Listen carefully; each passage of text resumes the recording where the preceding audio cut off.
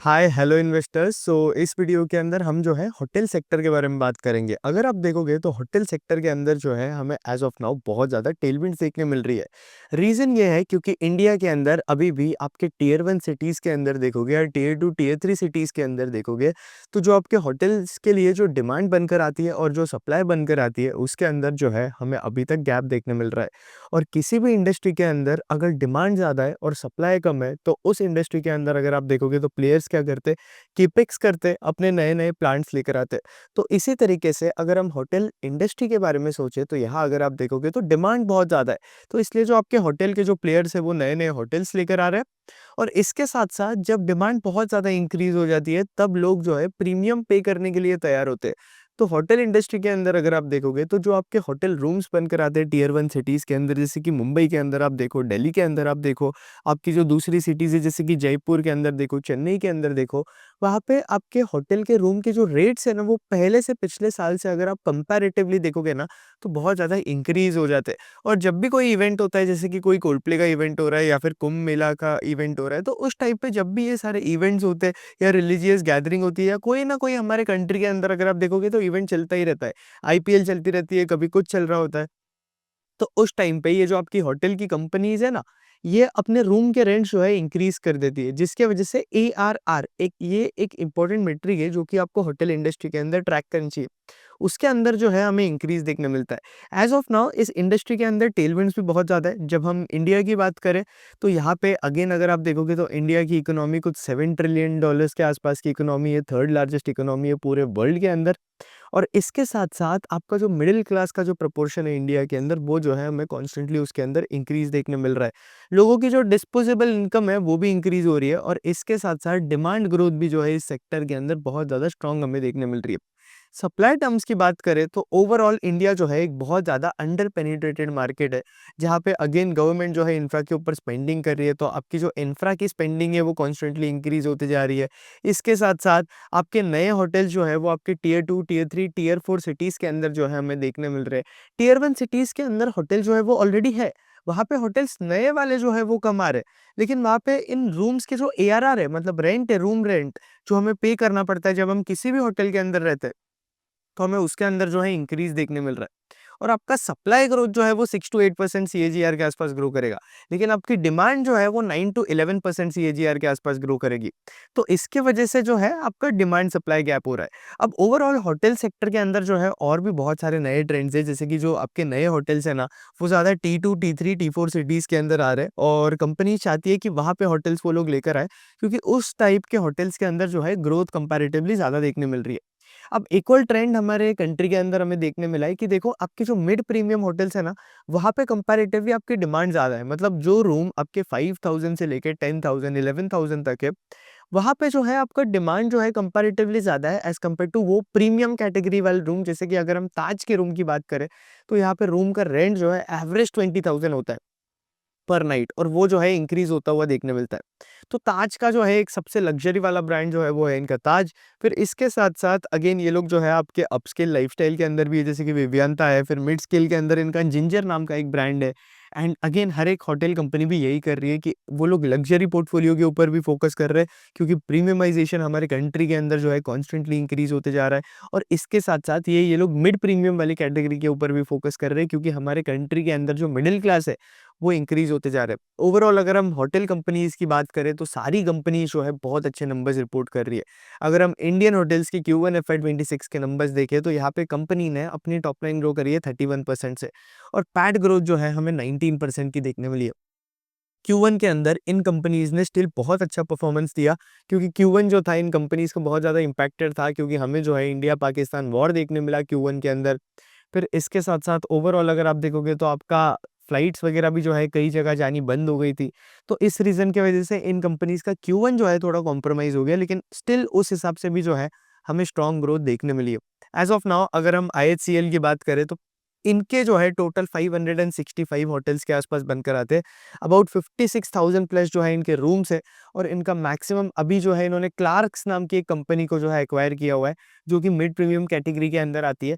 और ये जो क्लार्क्स के होटल है ना, उसे ये लोग कन्वर्ट कर जिंजर के होटल्स बना रहे हैं। तो अब इन्होंने जो एक्विजिशन किया हुआ है ना, उसके वजह से इनके नंबर ऑफ रूम्स अगर आप देखोगे तो वो जो है और ज़्यादा फास्ट पेस पे इंक्रीज़ हो चुके हैं। तो क्लार्क वाला एक्विजिशन इन्होंने अभी-अभी अगस्त में रिसेंटली किया था। अब इन्होंने यहाँ पे जो है 51% ऑफ स्टेक जो है एक्वायर कर रखा है। और अगेन आप देखोगे कोई भी इंडस्ट्री के अंदर एक्विजिशंस और ये परचेसेस कब होते हैं, जब उस इंडस्ट्री के अंदर जो है हमें डिमांड बहुत ज़्यादा स्ट्रॉन्ग देखने मिल रही है। तो इसके वजह से अगर आप देखोगे तो जो आपका जिंजर का जो फुटप्रिंट है ना नंबर ऑफ होटल्स का, वो जो है लगभग डबल हो जाएगा क्लार्क्स के एक्विजिशन के बाद। तो ये एक बहुत इंटरेस्टिंग बात हुई। और मैनेजमेंट ये बता रहा है कि यार ये लोग जो है आराम से सिनर्जीज वगैरह कर सकते हैं दोनों कंपनीज के बीच में। तो ये अगेन इंटरेस्टिंग बात हो जाती है। तो ये इंडियन होटल्स के बारे में बात हो रही है, अभी भी नंबर्स अच्छे आ रहे हैं। इतना बड़ा स्केल पे जाने के बाद भी मतलब कंपनी इंडियन होटल्स अगर आप देखोगे तो पूरे इंडिया के अंदर नंबर 1 होटल इंडियन कंपनी है। तो इधर क्या हो रहा है कि इतना बड़ा बेस होने के बाद भी हमें जो है इतनी ज़्यादा स्ट्रॉन्ग ग्रोथ रेट जो है कंपनी के अंदर देखने मिल रही है, जो कि यार एक्चुअली कमेंडेबल है। और कंपनी का टारगेट अगर हम बात करें तो कंपनी टारगेट कर रही है कि 2030 तक इन्हें जो है 700 प्लस होटल्स करने हैं। इसके साथ-साथ इन्हें ऑपरेशनल होटल्स पे जो है अबाउट 500 प्लस होटल्स के आस-पास जाना है। अभी इनका रेवेन्यू अगर आप देखोगे तो कंसोलिडेटेड रेवेन्यू इनके 8500 प्लस करोड़ के बनकर आते हैं। और इनका टारगेट है कि वो रेवेन्यू जो है ये लोग 15,000 करोड़ के आस-पास लेके जाएँ। मतलब कमिंग 5 ईयर्स के अंदर इन्हें जो है अपने रेवेन्यू लगभग डबल करने हैं। तो यहाँ से अगर हम कैलकुलेट भी करें तो हमें आराम से जो है टॉप लाइन के अंदर 14-15% का सीएजीआर जो है देखने मिल सकता है, जो कि अगेन इंटरेस्टिंग है।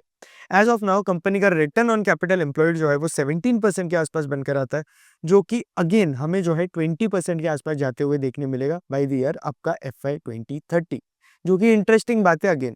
फिर इसके साथ-साथ अगर हम बात करें तो इंडियन होटल्स के अलावा भी बाकी प्लेयर जैसे कि लेमन ट्री की अगर हम बात करें तो आपका लेमन ट्री जो है अगेन मिड प्रीमियम कैटेगरी के अंदर काम करता है। इनका एक स्पेशल होटल आ रहा था प्रीमियम कैटेगरी के अंदर मुंबई के अंदर जिसका नाम था ओरिका। इसके ऊपर इन्होंने जो है बहुत बड़ा कैपेक्स कर रखा था। लेकिन अभी अगर आप देखोगे तो वो होटल जो है धीरे-धीरे ऑपरेशनलाइज़ हो रहा है। अब ओरिका के अंदर मैनेजमेंट क्या कर रहा है कि वहाँ पे मैनेजमेंट चाहता है कि ये लोग पहले ऑक्यूपेंसी इंक्रीज़ करें और फिर उस हिसाब से ये लोग जो है ऑक्यूपेंसी इंक्रीज़ करने के बाद एआरआर इंक्रीज़ करेंगे। नहीं तो यार ये लोग सीधा एआरआर इंक्रीज़ कर देंगे तब तो आपका कोई फ़ायदा नहीं बनकर आता है, क्योंकि हो सकता है आपके उस होटल के अंदर जो है लोग ही ना आए। तो ये भी हो सकता है। लेमन ट्री के अगर आप नंबर्स देखोगे तो Q1 एफवाई 26 के अंदर कंपनी ने अपनी टॉप लाइन ग्रो की है 17% से, मार्जिन्स इनके बेटर हो रहे हैं और हमें जो है 93% का पैट ग्रोथ देखने मिला है कंपनी के अंदर। इसके साथ-साथ ओरिका सेगमेंट के अंदर ही कंपनी के जो है नए होटल्स आ रहे हैं। एक आई थिंक शिलांग के अंदर आ रहा है और दूसरा जो है वो शिमला के अंदर आ रहा है। अब इसके बाद अगर मैं लेमन ट्री की बात करूँ तो इनके रेवपार के अंदर भी जो है हमें अच्छी खासी ग्रोथ देखने मिलेगी। अगर मैं इंडियन होटल्स की बात करूँ तो यार वो लोग रेवपार का गाइडेंस दे रहे हैं डबल डिजिट का गाइडेंस, और ग्रोथ के लिए भी दे रहे हैं टॉप लाइन गाइडेंस जो है वो डबल डिजिट के आसपास का दे रहे हैं। लेकिन मेरी ये एक्सपेक्टेशन है कि इंडियन होटल्स आराम से अभी भी जो है 15, 16, 17% के आसपास जो है ग्रो कर सकता है। इंडियन होटल्स की अगर हम बात करें तो 24/25 जो है कंपनी ने आराम से ग्रो किया है आपका 23% के आसपास। और इसके साथ-साथ इंडिया के अंदर अगर आप वेडिंग्स देखोगे तो वेडिंग्स भी जो है कॉन्स्टेंटली इंक्रीज़ होते जा रही है। और इस साल आपके जो नंबर ऑफ वेडिंग्स है वो भी कंपैरेटिवली ज़्यादा रहेगी। तो जब आपके नंबर ऑफ वेडिंग ज़्यादा हो जाते हैं तो जो आपकी ज्वेलरी कंपनीज़ बनकर आती है, होटल कंपनीज़ बनकर आती है, ये सारे प्लेयर्स जो है बेनिफिट करते हैं।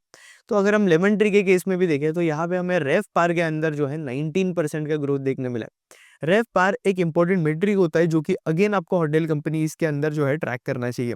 फिर जब हम इनकी इन्वेंट्री की बात करें तो जो इनके मैनेज्ड रूम है उसके अंदर हमें 12% का ग्रोथ देखने मिला है और ओवरऑल इन्वेंट्री के अंदर हमें जो है 5% का ग्रोथ देखने मिला है। अब लेमन ट्री अगर आप देखोगे तो ये जो है थोड़े एसेट लाइट मॉडल के अंदर जा रहा है। ओवरऑल जितनी भी आपकी कंपनीज़ है वो जो है एसेट लाइट मॉडल के ऊपर फोकस कर रहे हैं, लेकिन लेमन ट्री ने क्या करा हुआ है इनके जो एसेट्स है इन्होंने दूसरी एंटिटी के अंदर शिफ्ट कर रहे हैं ये लोग। और इनके जो ये होटल है मतलब आपकी लेमन ट्री वाली जो एंटिटी है ना, वहाँ पे इनके पास मैनेजमेंट फी के थ्रू ही जो है इनके पास रेवेन्यू आते रहेंगे। तो ऐसे कंपनी भी जो है एसेट लाइट रहेगी। तो अगेन ये बहुत इंटरेस्टिंग हो जाएगा लेमन ट्री के केस में, क्योंकि हमें मार्जिन जो है इंक्रीज़ होते हुए दिखेगा उस केस में। फिर अब आपको एक एसेट लाइट का एग्जांपल दूँ तो जैसे म्यूज़िक इंडस्ट्री के अंदर आप टिप्स और सारेगामा को देखोगे तो आपका सारेगामा जो है थोड़ा एसेट हेवी बिज़नेस है, क्योंकि उनके अंदर कारवान भी आ रहा था। तो वहाँ पे उनके मार्जिन जो है थोड़े लोअर साइड पे, क्योंकि वो लोग कंटेंट बिज़नेस के अंदर भी है। लेकिन अगर हम टिप्स को देखें तो टिप्स जो है मोर और लेस आपका म्यूज़िक वाले इंडस्ट्री के अंदर ही है। तो वहाँ पे आप देखोगे तो इनके मार्जिन्स भी जो है टिप्स के कंपैरेटिवली ज़्यादा है एज़ कम्पेयर टू आपका सारेगामा। फिर इसके साथ-साथ अगर हम लेमन ट्री का आगे का परफॉर्मेंस देखें तो इनकी ऑक्यूपेंसी जो है मोर और लेस अच्छी ही है। ऑक्यूपेंसी के अंदर कोई इश्यू हमें जो है देखने नहीं मिल रहा है। इसके साथ-साथ रेवेन्यू ग्रोथ भी अच्छा है कंपनी के अंदर, मार्जिन्स भी जो है ऑटोमैटिकली कंपनी के जो है बेटर होते जा रहे हैं। अब एक ट्रेंड जो कि मैं आपको बताना चाहता हूँ कि यार लेमन ट्री के अंदर जो इनका स्टॉक मार्केट मास्टर क्लास के अंदर सिखाया हुआ है। इसके साथ-साथ अगर आपको जेन्युइनली कुछ इक्विटी रिसर्च सीखना है, अगर आपको जेन्युइनली आपके लाइफ में कुछ करना है, अगर आप इरिटेट हो गए हो, आपको पोर्टफोलियो मैनेजमेंट सीखना है, आपको समझ में ही नहीं आ रहा है मार्केट के अंदर चीज़ें कैसे चलती है, आप बस ये यूट्यूब पे वीडियोज़ देख रहे हो, उस पे स्टॉक मार्केट के डिसीजन ले रहे हो, कुछ टेलीग्राम ग्रुप पे आप एडेड हो या फिर कोई दोस्त आपको टिप्स दे रहे हैं तो आप उस पे डिसीजन ले रहे हो या फिर आप ढंग से जो है मार्केट के अंदर रिसर्च नहीं कर पा रहे हो, तो आपके लिए जो है zero to hero equity research वाली जो क्लास है ये मस्ट नीडेड है। और ये 20 आवर्स का कंटेंट जो है आपको देखना है। इस क्लास के अंदर आपके 20 आवर्स के रिकॉर्डेड लेक्चर्स है, ये आपको देखना है। इसके साथ साथ इसमें टोटल 11 सेशंस है। इसमें आपको पीपीटी भी मिलेगी जो मैं यूज कर रहा हूँ। इसके साथ साथ डिफरेंट सेक्टर के लिए डिफरेंट चेकलिस्ट होती है जो कि हमें फॉलो करनी चाहिए। हर एक सेक्टर की अलग मेंटल मॉडल होता है। जैसे कि हॉस्पिटल्स के लिए हमें कुछ और देखना चाहिए, आप ऑटोमोबाइल कंपनीज के लिए देखोगे तो हमें कुछ और ट्रैक करना चाहिए। फिर उसके बाद आप कैपिटल मार्केट वाली कंपनीज देखोगे या कैपिटल गुड्स वाली कंपनीज देखोगे, लैब ग्रोन डायमंड कंपनीज देखोगे, गोल्ड कंपनीज देखोगे। तो हर एक सेक्टर के अंदर जो है हमें अलग अलग चेकलिस्ट फॉलो करनी पड़ती है, अलग अलग चीजें ट्रैक करनी पड़ती है कंपनीज के अंदर। तो इस मास्टर क्लास के अंदर आप सीखोगे कि कौन से सेक्टर के अंदर हमें क्या देखना है। आप आराम से एक बार आपने 20 आवर्स का कंटेंट देख लिया, आपको कंपनीज ट्रैक करनी स्टार्ट करनी है और फिर आप जो है कोई भी कंपनी को ट्रैक कर सकते हो, नॉट किडिंग। इसके साथ-साथ जो है मैं आपको इस मास्टर क्लास के अंदर सिखाऊँगा कि आप किस तरीके से एआई को अपने रिसर्च के अंदर यूज़ कर सकते हो, लेवरेज कर सकते हो। यहाँ पे मैंने जो है आपको वैल्यूएशंस के बारे में भी सिखाया हुआ है कि आप किस तरीके से कोई भी स्टॉक को जो है वैल्यू कर सकते हो मार्केट के अंदर विदिन मिनट्स। वो सीएफए वाले लोग होते हैं ना, वो कॉम्प्लेक्स कॉम्प्लेक्स मॉडल सिखाते हैं आपको, डीसीएफ मॉडल, ये मॉडल, वो मॉडल, आपको कोई ज़रूरत नहीं है। क्योंकि रियल लाइफ के अंदर अगर हम स्टॉक मार्केट के अंदर होते हैं तो ये सारी चीज़ें जो है एप्लीकेबल नहीं होती है फाइनेंस वाली चीज़ें। तो आप भले ही एमबीए फाइनेंस हो या फिर आपका स्टॉक मार्केट के अंदर कोई बैकग्राउंड नहीं है, आपको जो है ये मास्टर क्लास के अंदर एनरोल कर लेना चाहिए अगर आपको जेन्युइनली स्टॉक मार्केट के बारे में जो है सीखना है। यहाँ पे मैं आपको ये भी सिखाऊंगा कि आप पोर्टफोलियो मैनेजमेंट किस तरीके से कर सकते हो, जहाँ मैं अपना पोर्टफोलियो रिवील करूंगा आप लोगों को और अपने पोर्टफोलियो के स्टॉक से जो है मैंने आपको सारी चीज़ें सिखाई है। इसके साथ-साथ यहाँ डेली मुझे मेल्स आते रहते हैं, डेली मुझे डीएम्स आते हैं, व्हाट्सएप पे आता है, एक्स पे आता है, जीमेल पे मेल्स आते होते हैं। लोग जो है डेली मुझे बता रहे होते हैं कि भाई मास्टर क्लास के बाद जो है हमें कंटेंट बहुत अच्छा लगा, एकदम सुपर्ब कंटेंट है, क्योंकि लोग आपको स्टॉक मार्केट कोर्सेज़ के नाम पे कचरा बेच रहे हैं, आपको बेसिक चीज़ें सिखा रहे हैं। और इस मास्टर क्लास के अंदर आप एकदम एडवांस चीज़ें सीखोगे और वो चीज़ें सीखोगे जो कि आपको मार्केट के अंदर एक्चुअली रेलेवेंट है। और इसके साथ-साथ लोग मुझे बताते हैं कि यार भाई हमने मास्टर क्लास देखने के बाद हमारा पूरा पोर्टफोलियो रिबैलेंस कर लिया। इसके साथ-साथ लोग मुझे ये भी बता रहे हैं कि हमने कंपनीज़ को ट्रैक करना स्टार्ट कर दिया है। कुछ लोगों ने तो कंटेंट क्रिएट करना स्टार्ट कर दिया है, तो वो लोग भी जो है कॉन्स्टेंटली टच के अंदर है। और एक और चीज़, मास्टर क्लास देखने के बाद अगर आपको कभी भी डाउट आता है, कोई भी स्टॉक रिलेटेड या कोई भी चीज़ रिलेटेड, तो आप जो है मुझसे वन ऑन वन भी कनेक्ट कर सकते हो, या तो मेरे एक्स के, ट्विटर के डीएम्स के अंदर, या फिर आप मुझे मेल कर सकते हो, या मेल और डीएम्स पे कनेक्ट करोगे तो मेरे लिए ज़्यादा बेटर होगा। तो मास्टर क्लास के लिए एनरोल कर लेना, लिंक नीचे जो है डिस्क्रिप्शन के अंदर दिया हुआ है। और ये वैल्यू जो आपको मिलेगी ना इस प्राइस के लिए, वो कंपैरेटिवली 100x ज़्यादा है। तो मैनेजमेंट है वो ये बता रहा है कि यार इनके जो मैनेज होटल से इनका जो एबिटा बनकर आता है और जो ओन रूम से जो एबिटा बनकर आता है वो कंपैरेटिवली ज़्यादा है। मैनेज्ड होटल्स के अंदर ये लोग कंपैरेटिवली स्केल बहुत ज़्यादा फास्ट कर सकते हैं, लेकिन जो ओन रूम के अंदर एबिटा बनता है ना, वो मैनेजमेंट के अंदर नहीं बनता है। अब मैनेजमेंट अगर किसी को ये वाला कॉन्सेप्ट नहीं पता है, तो अब होटल्स क्या करते हैं, आपकी मैनेजमेंट फीस चार्ज करते हैं। अब बहुत सारे जो बड़े-बड़े रियल एस्टेट बिल्डर्स होते हैं या फिर दूसरे होटल ओनर्स होते हैं, वो लोग क्या करते हैं, अपना होटल पहले से ही बनाकर रखते हैं। तो वो होटल बनाकर रखते हैं, कई बार ये होता है कि ड्यू टू सम सर्कमस्टेंसेस जो है उनका होटल नहीं चल रहा होता है इतना अच्छा। तो ये बड़ी-बड़ी कंपनीज़ जो होती है, जैसे कि लेमन ट्री हो गया या फिर आपका इंडियन होटल जैसी कंपनीज़ हो गई, तो उनके पास ये लोग अप्रोच करते हैं। या फिर कई बार ऐसे भी होता है कि इन्हें कुछ होटल जो है इंटरेस्टिंग लग रहे हैं उस एरिया के अंदर, तो वो लोग भी जो है इन होटल ओनर को अप्रोच करते हैं। तो अब इन कंपनीज़ का फ़ायदा क्या है आपके होटल कंपनीज़ का, कि बॉस देखो इनको जो है केपेक्स करने की ज़रूरत नहीं है। और आपके जो होटल ओनर्स हैं, जो कि एक्चुअली ओनर रहेंगे, उनका क्या फ़ायदा है कि देखो उन्हें कुछ नहीं देखने की ज़रूरत है होटल की, उन्हें बस मेंटेनेंस वगैरह देखना है, बाकी सारी चीज़ें होटल मैनेज करना, ये करना, वो करना, ये सारी बड़ी-बड़ी कंपनीज़ देखेगी और उन्हें जो है रेंट आता रहेगा कंपल्सरी। तो ये एक फ़ायदा है इन लोगों का। और अगेन आपके जो होटल ओनर्स हैं, वो आपके इंडियन होटल्स और लेमन ट्री जैसी कंपनीज़ को जो है मैनेजमेंट फ़ीस देंगे। तो ये कुछ चीज़ें जो है हमें ऑटोमैटिकली होटल इंडस्ट्री के अंदर देखने मिल रही है। कंपनी जो है एसेट लाइट मॉडल को जो है ज़्यादा प्रेफ़र कर रही है। अब एक और प्लेयर है आईटीसी होटल, यहाँ पे ग्रोथ जो है इतनी अच्छी खासी हमें नहीं देखने मिल रही है, स्टिल 15% पे ग्रो कर रही है कंपनी, नो डाउट। इंडियन और आईटीसी का भी अगर आप देखोगे तो इंडियन होटल्स के बाद जो है सबसे बड़ा पोर्टफोलियो बनकर आता है पूरे इंडिया के अंदर होटल्स के केस में। और अभी अभी अगर आप देखोगे तो गवर्नमेंट ने जो है जीएसटी कट करा हुआ है, तो आपके जीएसटी कट के अंदर आई थिंक जो रूम आपके 7,500 से नीचे, मुझे एग्जैक्टली रेट याद नहीं है, वो रूम शो है बेनिफिट करेंगे। मतलब मोर और लेस जो आपके रूम शो है जो कि मिड प्रीमियम कैटेगरी के अंदर आते हैं, वहाँ पे आपका जीएसटी रेट जो है वो रिड्यूस हो रहा है। तो इसकी वजह से वहाँ पे भी अगेन अगर आप देखोगे तो हमें जो है डिमांड इंक्रीज देखने मिलेगी और ये होटल कंपनी जो है बेनिफिट करेगी। यूजुअली आपके इंडियन होटल्स के कुछ आपके जिंजर जैसे ब्रांड जो है वो वाले कैटेगरी के अंदर आते हैं। फिर इसके साथ-साथ अगेन अगर आप देखोगे तो लेमन ट्री के बहुत सारे होटल्स वो वाले कैटेगरी के अंदर आते हैं।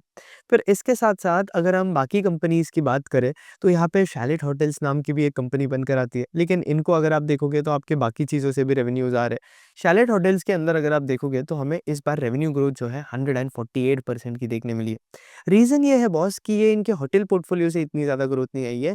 इनका अगर आप देखोगे तो रेसिडेंशियल पोर्टफोलियो था, रेसिडेंशियल पोर्टफोलियो से जो कुछ रेवेन्यूज़ है, जो कि फ्लैट्स वगैरह इन्होंने सेल किए, वो रेवेन्यूज़ जो है इन्होंने अभी रियलाइज़ किए हुए हैं। ये लोग जो है मॉल्स के अंदर भी है, ऑफिस स्पेस के अंदर भी है, रिटेल वाले स्पेस के अंदर भी है। तो यहाँ पे आप देखोगे तो देखो ऑफिस स्पेस के अंदर ये लोग काम करते हैं तो इनके पास जो है एन्युटी वाला कंटिन्यूअस रेवेन्यू जो है आता रहता है। मतलब क्या कि कल को आपके होटल सेक्टर की साइकिल जो है खराब हो गई, तो कंपनी के रेवेन्यूज़ जो है इतना ज़्यादा इम्पैक्ट नहीं होंगे। तो जितनी ज़्यादा आप रियल एस्टेट कंपनीज़ देखते हो, तो जितना ज़्यादा उनके पास एन्युटी रिव्यू आता होता है, एन्युटी इनकम आ रहा होता है ना, उतना ज़्यादा जो है इन कंपनीज़ के लिए बेटर होता है। अब यहाँ पे शैलेट होटल्स के अंदर भी एक कंपनी है जहाँ पे जो है हमें ग्रोथ अच्छी खासी देखने मिल रही है और अब मैनेजमेंट ये बता रहा है कि इनका जो रेसिडेंशियल का जो इम्पैक्ट है ना, जो कि इनके रेवेन्यू पे देखने वाला था, वो खत्म हो चुका है और आगे Q2 के अंदर हमें नहीं देखने मिलेगा।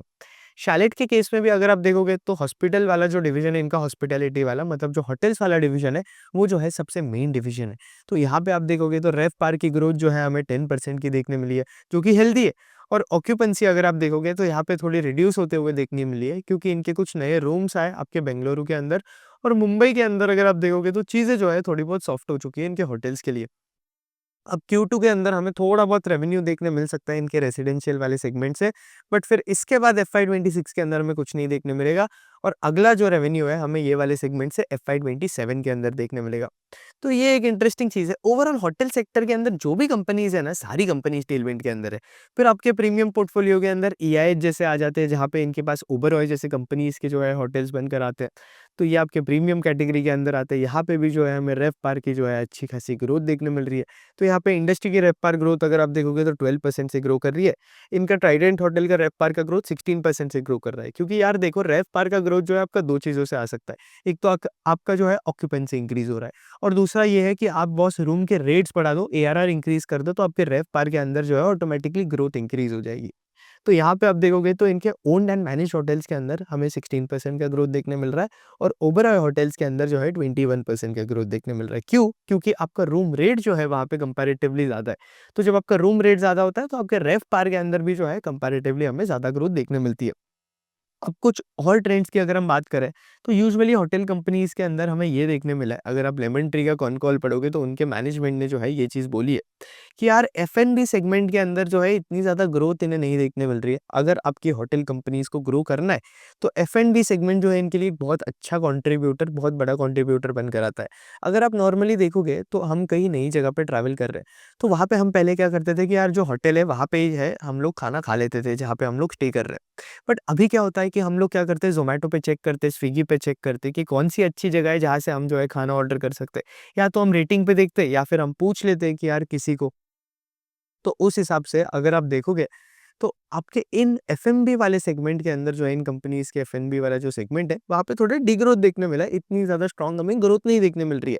क्योंकि ट्रेंड ये देखने मिला है कि लोग जो है आपके ज़ोमैटो और स्विगी के ऊपर जो है कंपैरेटिवली ज़्यादा शिफ्ट हो रहे हैं एज़ कम्पेयर टू आपके होटल के अंदर खाना। नॉर्मली आप देखो कि आप किसी जगह पे अगर फ्रीक्वेंटली ट्रैवल करते हो, तो वहाँ पे आप देखोगे कि आपको पता है कि उस एरिया के अंदर होटल्स कौन-से अच्छे हैं। तो जब आपको पता है, तो आप ऑब्वियसली बाहर जाकर सीधा उसी होटल के अंदर खा लोगे। आप क्यों होटल में बैठकर खाना ऑर्डर करोगे?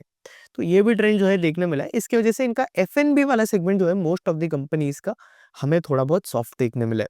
फिर इसके साथ-साथ इन होटल कंपनीज़ के अंदर हमें प्रीमियमाइज़ेशन का ट्रेंड देखने मिल रहा है। यानी क्या कि लोग जो है आपके प्रीमियम रूम्स के लिए जो है कंपैरेटिवली ज़्यादा स्पेंड कर रहे हैं। अब वो आपके 2-3 हज़ार वाले जो रूम्स होते थे ना, वहाँ पे लोग इतना ज़्यादा स्पेंड नहीं कर रहे। मैक्सिमम स्पेंडिंग जो है आपके 5000 से लेके 10,000 के रूम के बीच में जो है हो रही है। अब ये लोग जो है ऑटोमैटिकली आपके होटल कंपनीज़ जीएसटी की वजह से बेनिफिट करेगी। हमारे इंडिया के अंदर जो है टूरिज़्म कॉन्स्टेंटली इंक्रीज़ होते जा रहा है। तो जितना ज़्यादा वेडिंग्स हो गया, जितना ज़्यादा टूरिज़्म होगा, जितने ज़्यादा इंडिया के अंदर फॉरेन टूरिस्ट आएँगे, जितना ज़्यादा डोमेस्टिक इकोनॉमी बूम करेगी, उतना ज़्यादा ये होटल सेक्टर जो है ऑटोमैटिकली अच्छा परफ़ॉर्म करेगी। एक और ट्रेंड देखने मिल रहा है कि होटल सेक्टर के अंदर जो है चीज़ें आपकी अनऑर्गेनाइज़ से ऑर्गेनाइज़्ड की तरफ शिफ्ट हो रही है। मतलब क्या कि आप नॉर्मली चेक करोगे, आप कई जगह ट्रैवल कर रहे हो, तो उस एरिया के अंदर आपको लेमन ट्री के होटल के अंदर अगर आपने स्टे किया हुआ है या मैरिएट के अंदर आपने स्टे किया हुआ है या फिर ओबेरॉय या ट्राइडेंट के अंदर स्टे करा हुआ है, तो आपको पता है ना कि यार उनकी सर्विस कैसी है, तो फिर आप नया होटल क्यों ट्राई करोगे? आप हसल सेव करने के लिए इनफैक्ट आप जो है उन्हीं होटल्स के अंदर स्टे करोगे ना, उन्हीं ब्रांडेड होटल्स को प्रेफ़र करोगे यार जहाँ पे आपने ऑलरेडी स्टे करा हुआ है। तो जो होटल्स का ऑलरेडी ब्रांड बन चुका है ना, उनके तरफ लोगों का जो प्रेफ़रेंस है वो कंपैरेटिवली एज़ ऑफ नाउ हमें जो है ज़्यादा देखने मिल रहा है। तो ये कुछ ट्रेंड्स है ओवरऑल आपके पूरे होटल सेक्टर के अंदर एंड अगेन ये लोग जो है जीएसटी कट की वजह से भी बेनिफिट करेंगे। आपका कंज़म्पशन भी जो है यहाँ पे इंक्रीज़ होगा। और आपके प्रीमियमाइज़ेशन की वजह से भी जो है ये कंपनीज़ अच्छा खासा बेनिफिट कर रही है। तो यही कुछ ट्रेंड्स चल रहे हैं। मैनेजमेंट फ़ीस का भी एक ट्रेंड आ रहा है आपके होटल इंडस्ट्री के अंदर और जितना ज़्यादा हमारे इंडस्ट्री आई मीन इंडिया के अंदर आपका जो एयरपोर्ट ट्रैवल है वो इंक्रीज़ होते जाएगा, उतना ज़्यादा ये कंपनी जो है ऑटोमैटिकली बेनिफिट वगैरह करना स्टार्ट कर देगी। तो ये बनकर आता है हमारे होटल सेक्टर का पूरा वीडियो। आई वुड सजेस्ट कि आप लेमन ट्री को जाकर पढ़ो, देन आप इंडियन होटल्स को रीड करो। इंडियन होटल्स के अंदर भी ग्रोथ रेट्स अच्छी है। आईटीसी होटल्स यार ठीक-ठीक सी लगती है मुझे। शैलेट होटल्स के अंदर भी जो है अच्छी खासी ग्रोथ रेट्स देखने मिल रही है। फिर आप दूसरी कंपनीज़ पढ़ो वेंट्यूटिव हॉस्पिटैलिटी जैसी कंपनीज़ है जहाँ पे अगेन इनका जो है थोड़ा ज़्यादा इंटरनेशनल पोर्टफोलियो है। तो आप इन कंपनीज़ को रीड करोगे तो आपको आइडिया लगेगा अगेन कि ओवरऑल सेक्टर के अंदर हमें क्या चीज़ें देखने मिल रही है। लेकिन जो सेक्टर के ट्रेंड्स है वो मैंने सारी चीज़ें जो है आपसे डिस्कस कर दी। तो होपफुली आपको वीडियो पसंद आया होगा। वीडियो पसंद आए तो लाइक करना, कंटेंट पसंद आया चैनल सब्सक्राइब करो और इसके साथ-साथ इक्विटी रिसर्च मास्टर क्लास का लिंक जो है नीचे डिस्क्रिप्शन के अंदर दिया हुआ है। अगर आपने अभी तक रजिस्टर नहीं किया है बॉस तो जल्द से जल्द जो है रजिस्टर कर लेना मास्टर क्लास के लिए। एज़ ऑफ नाउ जब आई थिंक आप ये वीडियो देख रहे हो मास्टर क्लास का प्राइस जो है 1999 से 2999 हो चुका है। लेकिन स्टिल इस मास्टर क्लास के अंदर अभी भी जो है हमें 100x वैल्यू जो है ज़्यादा देखने मिलेगी। और मैं ऐसा नहीं है कि इसका प्राइस जो है 2999 पे रखूँगा। आगे जाकर कुछ टाइम बाद जो है मैं इसका प्राइस जो है फिर से इंक्रीज़ करने वाला हूँ। तो आपको पता है कि इस मास्टर क्लास के अंदर जो है 100x वैल्यू मिलेगी आपको इन टर्म्स ऑफ नॉलेज। तो अगर आपने अभी तक रजिस्टर नहीं किया है तो जल्द से जल्द नीचे डिस्क्रिप्शन में लिंक दिया हुआ है, आप रजिस्टर कर लेना। जहाँ से अगेन आप सीखोगे कि डिफरेंट सेक्टर्स की कंपनीज़ को जो है किस तरीके से एनालाइज़ करना चाहिए और मार्केट के अंदर यार प्रैक्टिकली हमें जो है किस तरीके से सोचना चाहिए। क्योंकि मैक्सिमम लोग जो है एकेडमिक माइंडसेट लेकर ही जो है मार्केट के अंदर आते हैं और फिर वो फेल कर जाते हैं मार्केट के अंदर।